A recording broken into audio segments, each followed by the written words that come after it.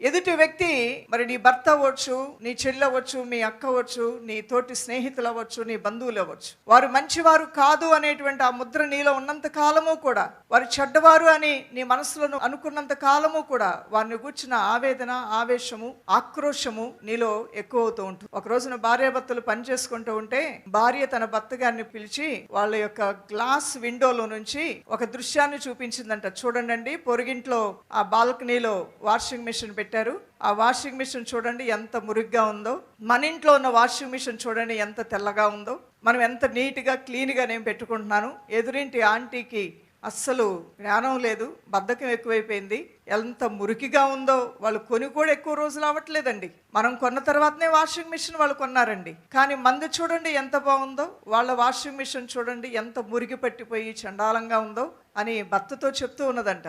భర్త చూస్తూ ఉన్నాడు, అవునా సర్లే అని అంటూ ఉన్నాడు. ఒక రోజున భర్తకి ఎందుకో వాళ్ళ గ్లాస్ డోర్ క్లీన్ చేయాలనిపించిందంట. విండో గ్లాస్ ఉంటుంది కదా, కిటికీ గ్లాస్ డోర్ క్లీన్ చేయాలనిపించి ఆయన వాటర్ చల్లి చక్కగా కొలిన్ లాంటి దాంతో మరి నీట్గా స్ప్రే చేసి శుభ్రంగా క్లీన్ చేసాడంట క్లాత్తో.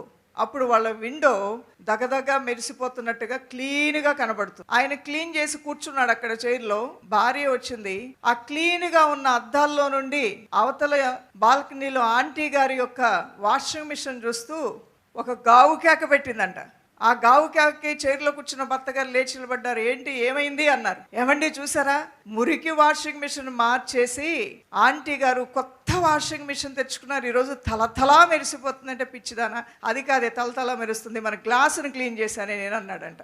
అర్థమైంది కదా, వీళ్ళ గ్లాస్ క్లీన్ చేసుకుంటే అవతల నుంచి ఏం కనబడుతుందండి, అంతా కూడా క్లియర్గా కనబడుతుంది. యేసయ్య అదే అన్నాడు, నీ హృదయాన్ని శుద్ధి చేసుకుంటే నేను నీకు కనబడతానన్నాడు. దేవుని స్తోత్రం కలుగును గాక. హృదయ శుద్ధి గలవారు ధన్యులు, వారు దేవుణ్ణి చూస్తారు. నీ హృదయం శుద్ధిగా ఉంటే దేవుడు కనబడతాడు. నీ హృదయం జ్ఞానంతో ఉంటే ఎదుటి వారిని నీ జ్ఞానంతో నువ్వు హ్యాండిల్ చేయగలుగుతావు. నీ హృదయం ప్రేమతో నింపబడి ఉంటే ఎదుటి వారిలో ఉన్న ద్వేషాన్ని కూడా నీ ప్రేమతో నువ్వు జయించగలుగుతావు. నీ హృదయము ధైర్యముతో నింపబడి ఉంటే ఆ ధైర్యముతో నువ్వు ఎదుటి వారిని కూడా ధైర్యపరచగలుగుతావు. కృంగిపోయిన వారిని, కృషించిపోయిన వారిని కూడా నీలో ఉన్న ధైర్యముతో వారిని లేవనెత్తగలుగుతావు, మంచిగా వెళ్ళగలుగుతావు.